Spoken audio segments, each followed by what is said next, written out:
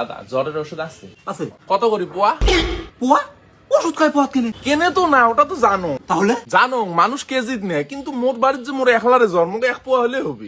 ফাল্টু মুসুর করছিস তুই। ওষুধ কোনদিন থেকে পালা চললে? না না, যেমনই হোক কাস্টমার তো অত রাগ দেখা যাবার নয়। দেখ ভাই, তুই আর এই সবজি কিনে আসিস নাই, ওষুধ কিনে যাচ্ছিস। আর ওষুধ কেজিত বা পোয়াত না বেচায়। এই যে ধর দুটো জ্বরের ট্যাবলেট আর এই যে গ্যাসের ট্যাবলেট, এই দুটো নিয়ে যা। হো খালি ওষুধ, সৎ চাটনি কিছুই নাই। ওষুধ তো বেঁচে আছো, আমরা তুই সিংহের মতো কে করিয়েছিস? জ্বর কি মোর ডেলি এসে নাকি?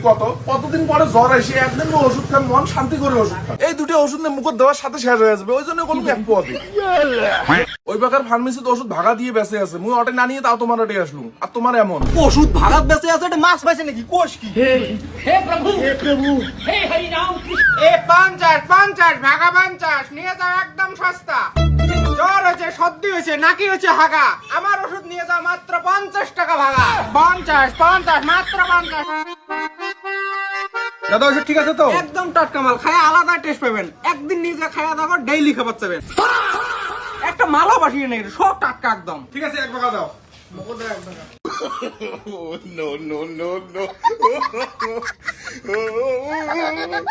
तेरा तो गेम बजाना पड़ेगा।